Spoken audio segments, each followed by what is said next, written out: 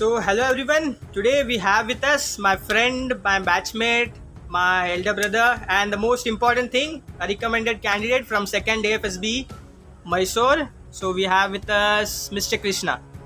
So, the first question goes, how are you feeling about this very important achievement? And as you have just recently received your merit list, right? So you will be joining the academy. Yes. So please, can you describe us your achievement details? We will really like to know about your FCAT score, about just specific details, what branch you are allotted, and when will So, be you joining the academy. So that's over to you. firstly, Shrey, hi. This has been a long time. I'm seeing you face to face. I think after my school, this is the first time, right? Right. Otherwise, we have just yeah. So, I've been selected for aeronautical engineering mechanics for permanent commission. After I got to know that after the merit list, I had scored 213 AFCAT and 84 in EKT. I opted for aeronautical engineering mechanical because I wasn't eligible for pilot because I don't have a perfect vision. I still wear glasses. And that's about it. I was recommended in my sixth attempt, and yeah, that was it.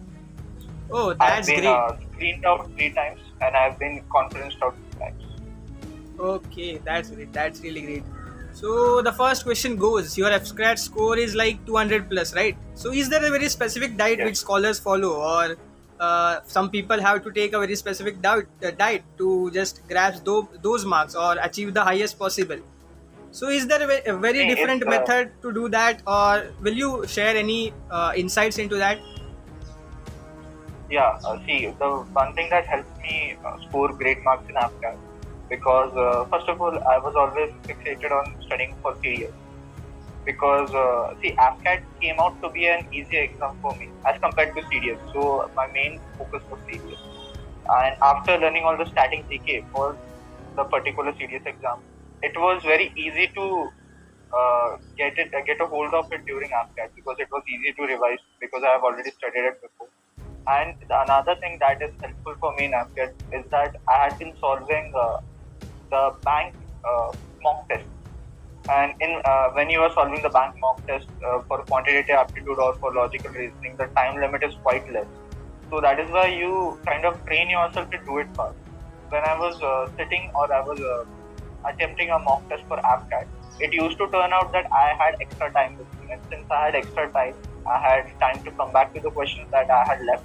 And that is why I gained a certain amount of confidence that even if I can't answer a question in one go, I will still be able to attempt it the next time when I come back after finishing the entire paper. So this certainly makes you a bit more calm than you are in any other exam. So the best thing, or I would say the best tip I can give you for AFCAT is study less, practice more, and make CDS your main target. Because CDSE, any kind of student, may it be technical, non-technical, will always be attempting CDSE exams if they are going through defense. So AFCAT does not need to be studied uh, individually, but it needs to be practiced together.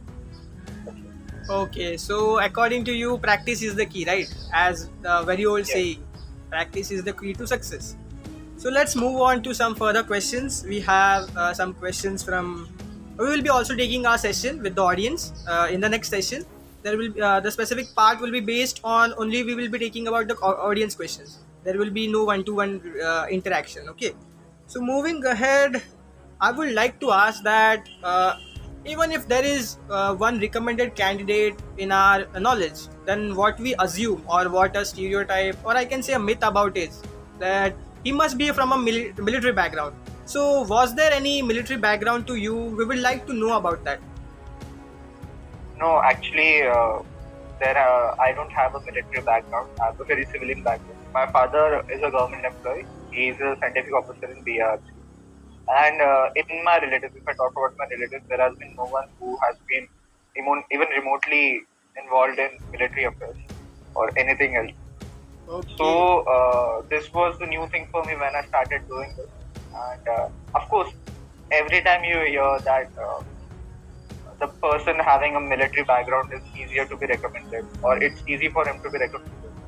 and it might be in certain cases, but I'll tell you one thing: the 7 guys we got recommended together in AFCAT for the 25th January batch 2021. None of them was from an army background or from Air Force or any defense background, basically. So I think that this kind of notion that it's easier or it's more difficult for a civilian person to get into armed forces is, I think it's wrong. It has been bred by people who might not know about SSB a lot. Okay, so that's great. So we don't need to belong to a specific, I can say, a different type of class to altogether get recommended and join the forces and serve the nation, right? So that's very Yes. pleasing to hear from you. Exactly. Now, everyone talks about success, right? It is very easy to congratulate a person who is successful, but no one talks about his struggles, his overall journey.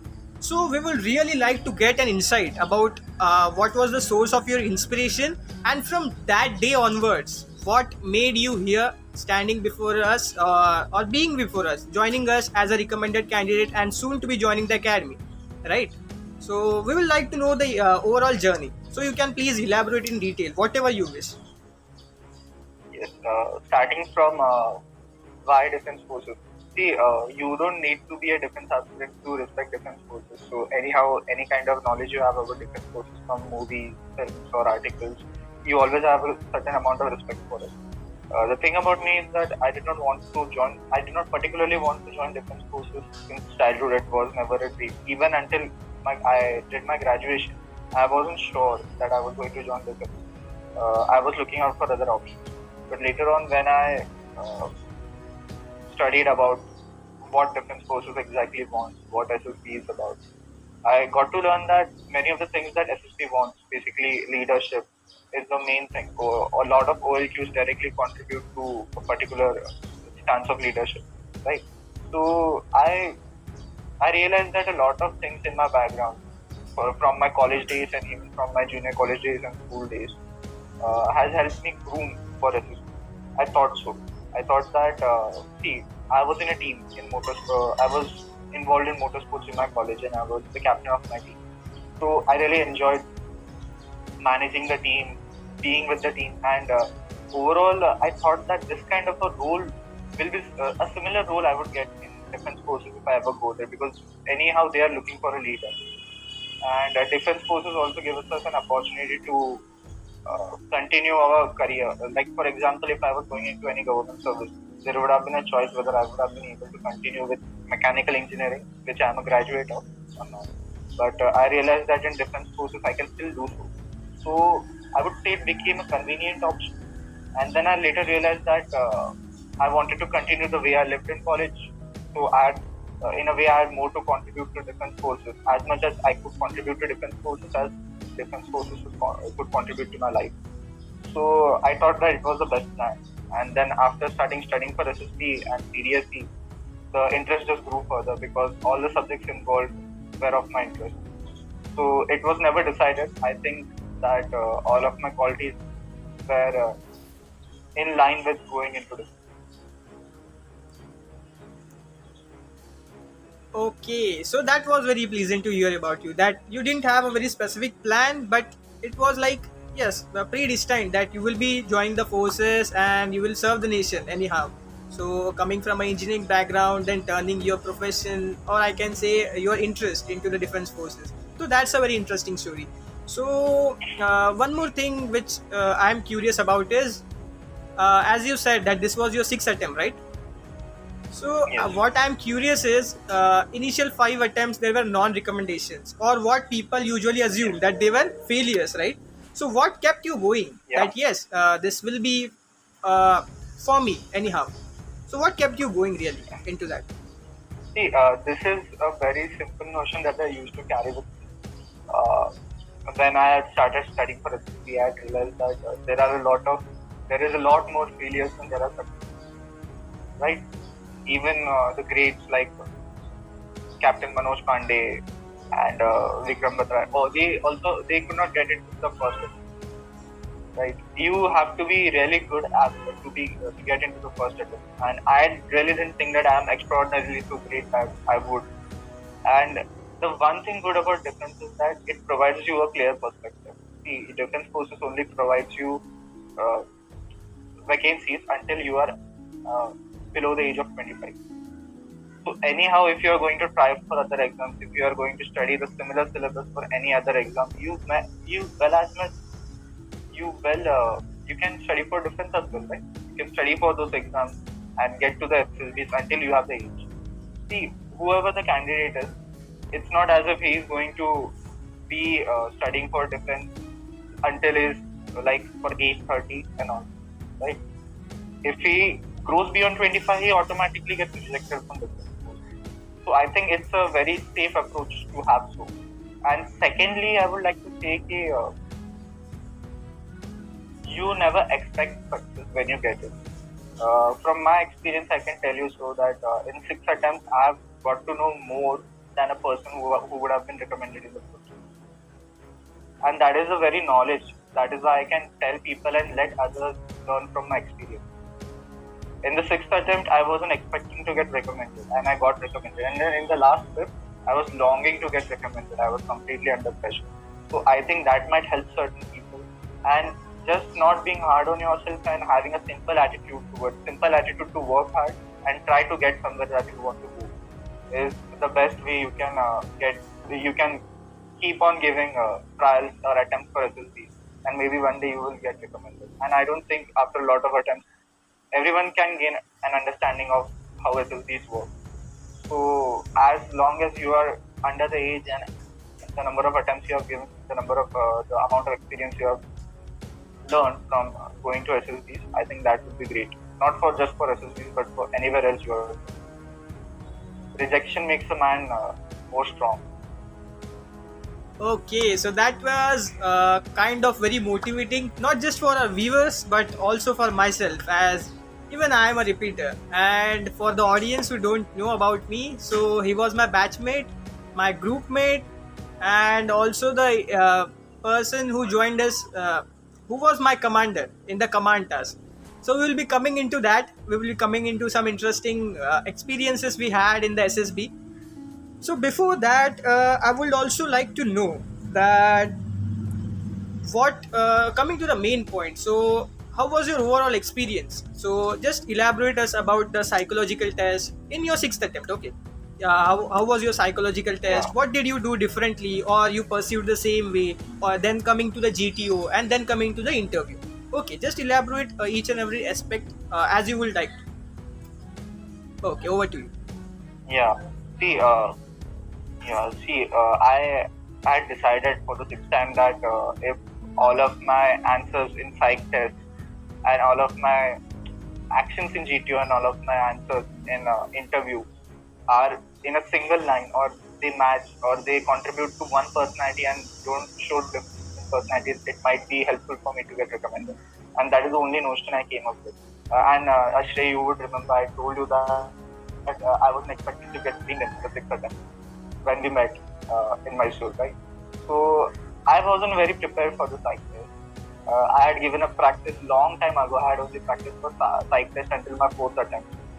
So when I started writing, or when we started with the TAT, my speed was quite low. But I decided one thing, that whatever I have written in PIQ must be included in my TAT. At least the first thoughts of what I think should naturally come from what I have written in PIQ, because those things that I've written in PIQ are my original actions in the past. And I think the best way to come up with stories is going through your past and finding instances. That makes it easy to form a story, I think so. You don't have to think about the plot line, you don't have to think about the planning, right?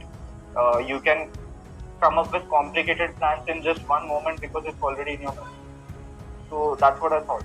And I told you, since I didn't have a lot of speed, so my stories kept getting smaller and smaller until the 12th story was only just a paragraph. And in WAT, I did not attempt more than 40. And in SRT made me think that I wasn't eligible to go to SSBs again, because I just attempted 29 SRT. SDT, I had practiced a lot before. I did not for 3rd or 4th attempt, I had practiced it before going to SSB. So it was already feeded in my mind. So I did not have to make any other effort for SDT. SDTs went well. And the thing about it is that I think one thing that made me that was helpful for me in psych test was I had all of my responses in GTO and in interview and in the psych test as well were in line with my self-description test, that is SDT. I had a lot of time at home to write the SDT and think about it. So I had been very honest with myself, and that is what helped me to give similar answers in interviews and in the GTO when the GTO asked. And since it was my own personality, I think that being cool enough in the GTO helped me behave naturally. As you would have remembered, our GTO sir said that artificial and natural cannot go together. So when you are not under pressure, only then you will behave naturally, or otherwise you will always be uncomfortable or awkward during the GTO. So I followed that, and GTO, well, I can talk about psych and interview, but I think GTO, you had witnessed the GTO. Right? So GTO went quite well. You would have seen me during the progressive group class that I wasn't participating very avidly, but I only came in when I thought that I was needed. The only thing I thought about in the GTO was I had a good group. As you remember, all of the people I think in our group were really cooperative. So I just thought the best trick in GTO should be thinking about the group and not about yourself. Even during the group discussion, I was very much concerned with where the discussion is going rather than if I'm getting to speak or not. If I wanted to add a point, I would do so, but I would never interrupt anyone, or I would never get into a tug of war for getting some time to speak. And even in group planning exercise, you would have remembered that step number 45, I think, Raj, I think he was kind of going on about one idea and not looking out for others, or not hearing what others had to say. So me and Hemant, we just casually and very timidly we asked him to change his approach, and he did. He was cooperative. So I think those kinds of things help, and especially the command task. Thanks for being the most rigid structure on the ground for me. Well, for others who do not know, Sway was like the rigid structure for me. He was standing on the plank, not standing. He was on his all fours, and he acted like a structure on whom I could walk, basically. So his strength helped me a lot in the command task. And then in half group task, we were together. Were we together in the half group task? I guess no.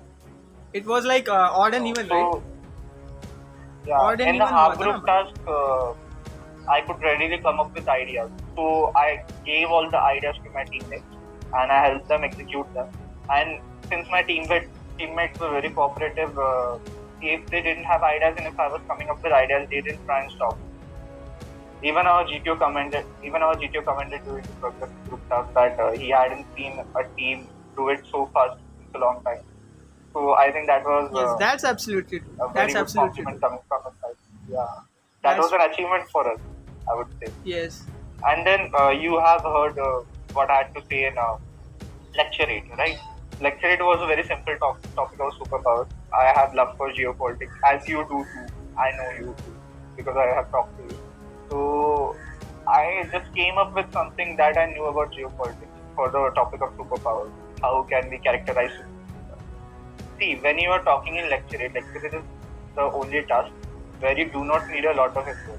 If you are not doing good in the entire GTO, you can come up in the lecture 8 and have a very good, what we can say, lecture. So you just need to have a methodical approach. I had one methodical approach if I'm asked to talk about superpower. Firstly, I will define superpower. I will tell what are its characteristics, and I will tell examples from the history, and then I will add in some of my opinions what I think a superpower must be and what is its role, and then I will tell superpower in context of India and what are the things that are stopping. And it easily got I easily got to around 2.5 and 3 minutes using that. So you do not need to have good words. You just need to have bit of knowledge and good opinion about yourself and the topic as well. So I think that lecture it is quite easy for that. And we did not have snake race group obstacle task. So that was out of question. And then talking about my interview, I was late for my interview. because you remember I had injured my hand during the individual obstacle. I could only complete 5. You know. So Hemant and I think you were there too. You guys helped me to dress up and then go to the interview, and then I forgot my shield, face Yes, shield. I got your So tie. I was provided with. I got your tie made. Huh? I got your tie made. If you Yeah, remember. yeah, you got my tie made, right? I remember. Like I think Hemant was buttoning me up, and you were coming up with the tie. I think. And then I realized that when I went there, I had forgotten my face shield. So I asked for a face shield there, and then a woman gave me one of them. And when I reached the interview room, about 2 minutes late, I was just happy enough that I had reached there. So I think at that moment, my mind was completely clear that the biggest task was reaching the interview room. So all of the pressure that I had of what the interviewer is going to ask me was it had completely blown away. So when I went into the interview, I wasn't thinking a lot about what I had thought before about the interview. I was thinking a lot about what I'm going to say when he asked the question. So I basically thought that I should direct all my energy to being responsive and being alert. And the only approach I followed, there are two approaches that I would say I followed during the interview, is that there are some kind of people who I don't like. So I would not be that kind of person when I'm answering the question. You certainly don't want to portray yourself as someone that you yourself don't like.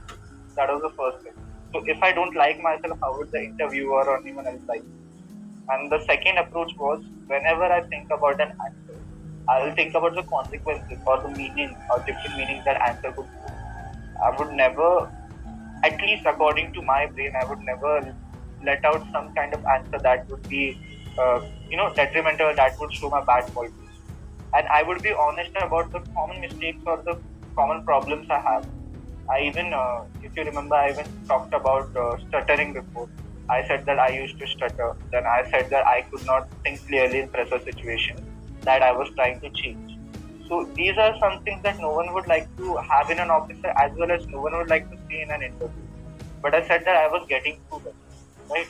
So particularly, I think that when I discussed these things, they thought that I was really honest, because no candidate would do, or no candidate would tell them about such a problem. And I also told them that I was trying to get over them, and I had gotten over them for the most part. So they also realized that I know myself better than a lot of people. I think those are the two insights that helped me gain a hand in interview. And my interview wasn't very extraordinary. It was quite normal. It went on for 39 minutes. And then at the end of the interview, he asked me that how are you going? How are you planning to go back? And I thought that it was a signal that I'm not getting selected. So I just plainly answered that question, and I did not let him realize that I kind of understood what his taunt was. I acted innocent in a way. So I think that helped too. It might not have helped, but I was acting innocent, and I did not act very confident in interview. If you could say, I was a bit underconfident in the interview, right? So I don't know if that helped or not, but certainly, if my overconfidence did not work, my underconfidence did. In last 2 interviews, I was confident and it did not help. And secondly, I decided that I was going to be honest. That is the best part, I think, that got me to the interview. And you should know what the consequences of what you are speaking. You should know how to direct the interview. You should leave some kind of trails or you should attract the interviewer to a particular question that you want. If the interview gets out of your hand, then the interview will go into deep dark secrets of your life that you don't want to talk about. And it's not all strategy, it's also about luck, I would say, because it's not always that the interviewer is going to walk according to you. It might go south, it might go differently. So luck was on my side too, I would say. That was all. Okay, Krishna. So we would like to know about if there was any specific questions in your conference. So was there any interesting ones in the conference? Any different questions you were asked? Different. I don't think there were any different. First of all, those were the common questions that how did you like my food? Do you like the weather? How was the application and that? Then they asked me that what did I do differently in the fixed time?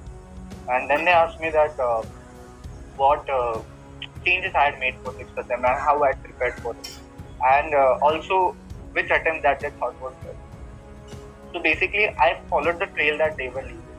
They're asking me specifically about my sixth attempt, so I should tell those things that I have written in SPTs and those things that I have said in interviews.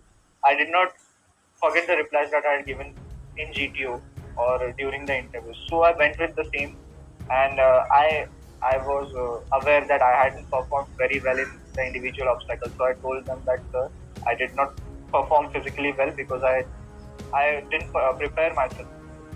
And I also remember that I had just 29 SRTs in my bag during the psych test. So I told them I did not even study about the theory or the psych test. I just focused upon myself. I just tried to negate all the problems that I had around me. And that was it. So that was the best thing I could do for the sixth attempt, I think. And I came over here, and so far the attempt is going well. This is my best attempt, I told them. So they were smiling. It was a very common conference, I would say. Just the thing was that before going into conference, I was mistakenly there is a doorman during the conference, right? He sits outside the door, and then he asks us to go in or not. So that guy sent me in when these guys, like the officers in the room, were not ready. So I think that was a big screw up from my side, even if the doorman was to be blamed. And apart from it, they also asked me that how do you think your groupmates perform, and not particularly about any one person, but they asked me in general how did they perform, and did I receive any kind of training from outside before coming to the interview. I said that before coming to the sixth attempt, I have never gone through any kind of training. And I also told them that I had received guidance from an ex-military officer. So I was just seeking guidance because I wanted to know what the kind of mentality a military officer should have, or what is the kind of personality he has. So that would help me have a better perspective about what I should be in SSB. So that is all what the conference was. It certainly went a bit longer than I had expected, but not more than 2 minutes. Okay, Krishna. So coming to the interesting part, do you have any very interesting stories to tell us about the SSB experiences?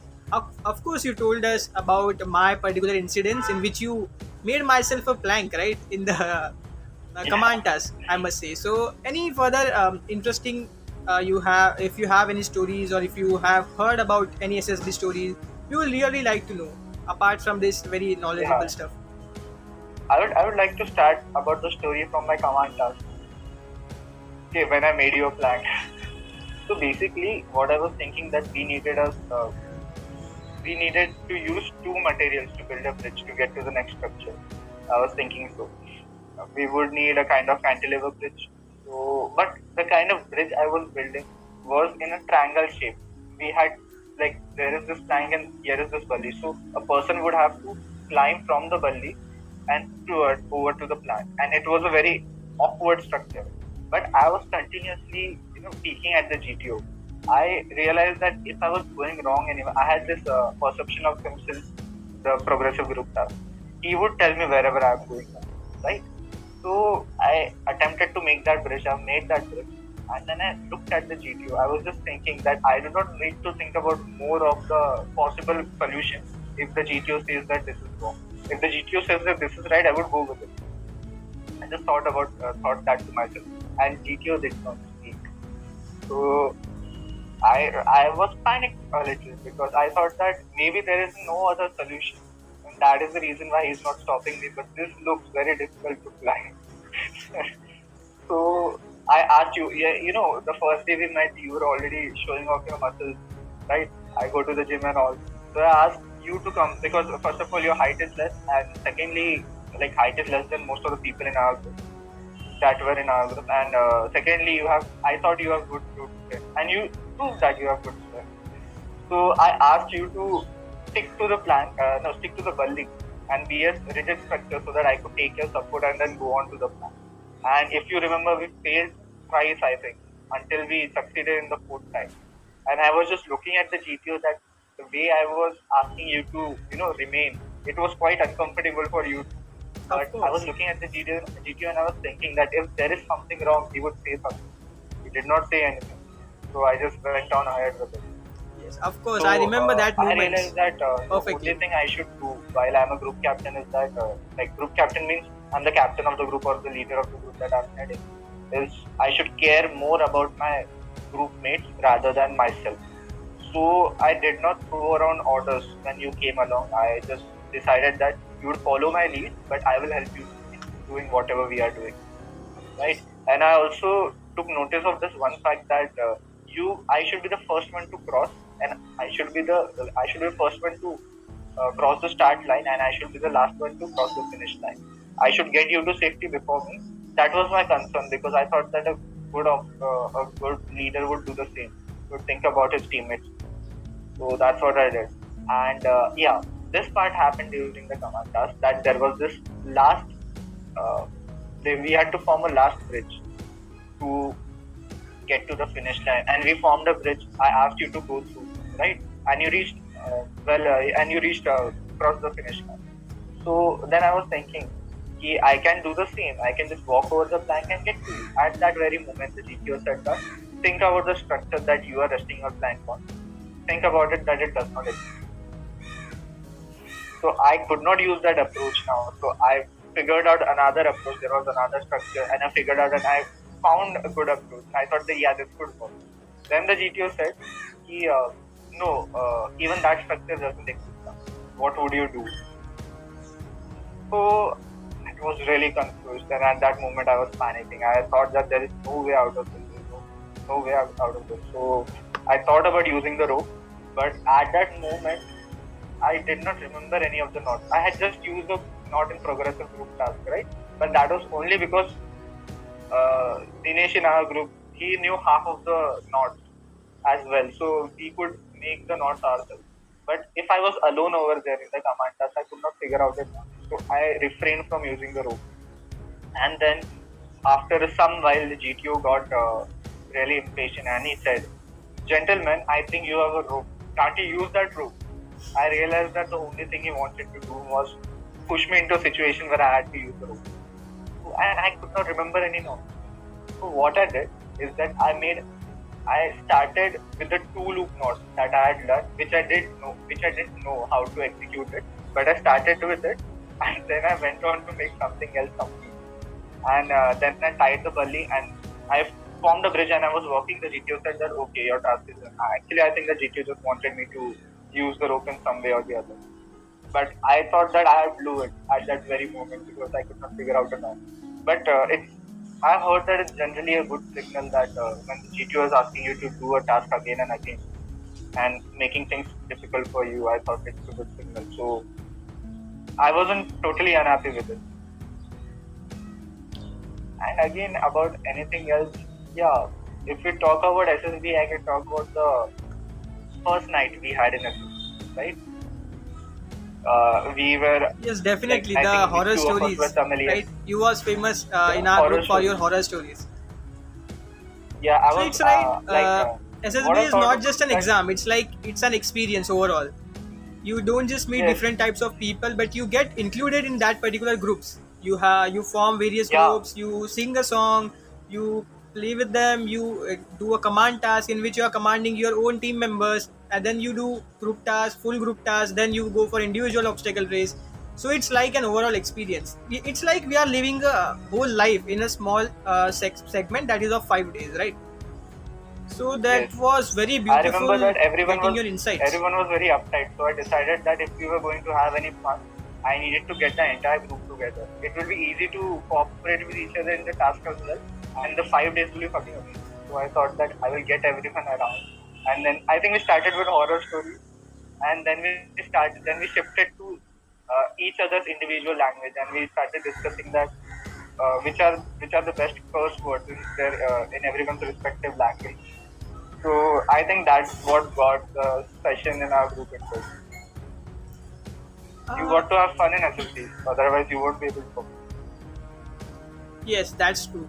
So whatever insights I have got from you were the first one is the practice is the key for the written exam.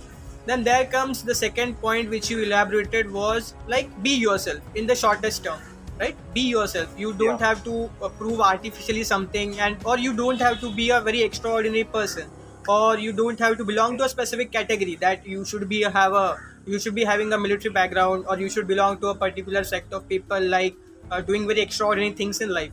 You can be a simple person as that, and you should know yourself first. So that made Yes. I can say the SSB easy for you, so that everything goes in Yes. sync. The GTO, the psych, as well as the interview. Whatever you are saying at one place shouldn't go against the point which you are saying in the other test, right? So that was kind of easy for you, and that is what insights I have got from you. So this is what will help me as well as for our viewers. Yes. So any last moment advices for our aspirants? Last moment advice for the aspirants is that don't keep preparing in the last 2 days of SSC. Like last 2 days before your SSC. When you are going into screening, go very freely. Don't be afraid of failure. Have a plan B. Having a plan B helps because not only are you diverting your focus, but also that if you do not get into SSB, you always have a job. Because we all need to get into armed forces for the ones who are SSC aspirants, ones who are defense aspirants. But having a plan B helps us not be afraid or helps us not being under pressure when SSB was my sole option. I thought that if I don't do it, I won't be able to do anything in life because I had given myself solely to defense. Right? But later on, I realized that if I do not open other options to myself, not only would I wouldn't be acting smart, and also I would be in a lot of pressure. And even I think the defense would like a smart aspirant rather than a very headstrong aspirant rather than. So always go easy on yourself, and the best way to perform is not having mental pressure.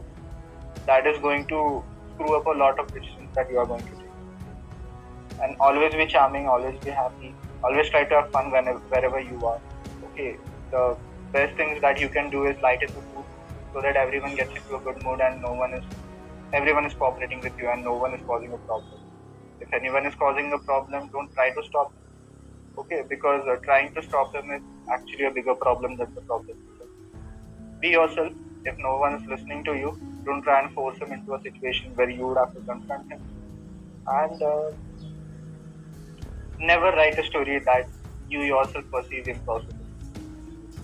Write normal stories that are helpful to the society, and never write those things that aren't in your PIQ.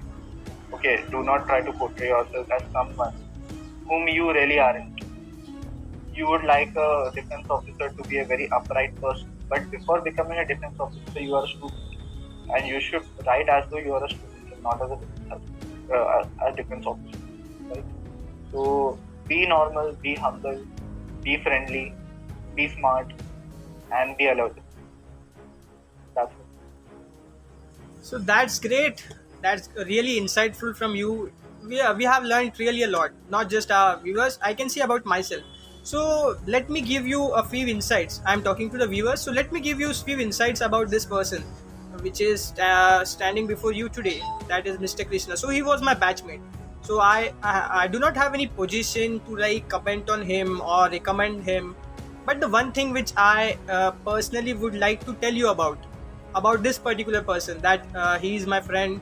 So after getting recommendation, what I have seen is people get into a different kind of ego or different kind of level, that yes, we have did it, so we won't be talking to the people who are repeaters or the people who have failed to get recommended. So it was like really insightful for a person that I was crying after the conference. I was really happy for my friends that yes, they got into it, and I really saw the struggle. We were talking about our own lives, right? We were preparing for different exams, everything. Yes. So I really knew the struggle behind all this, not just congratulating a person for his success, but I really knew the journey behind it, whatever they had their own journeys, or they had their own struggles, or the challenges they faced in life. So I was really happy for them, but unfortunately I couldn't make it. So it was like a very dull moment for me. So I was like sobbing and just returning to our place, getting our bags up. But these two people, they came running towards me, Hemant and Krishna. So we will be interviewing Hemant later on. in the next video you might meet him too. So talking about Krishna, so he was like, from the place of the conference till we have reached our own place, and they were after forcefully called for their own filling the forms, etc. Till that time they were with me, and they were like telling me that yes, you don't have to be very I can say very sad about this, or they were just being with me. You know, at that point of time you don't need any particular advices, you don't need any particular guru gyan, or I can say very experienced person, but you need one person, or I can say some people, to just be with you, and that is very important. And hence I can say that it was a very right choice. As I said, I don't have any position to comment on a choice of the armed forces, that is the Indian Air Force has recommended him, and he will be soon joining the academy. But I am sure that he will be a great officer ahead, and that is what I can comment on him. So Godspeed, gentlemen. Thank you for joining us. So nice of you to say such words. Thank you.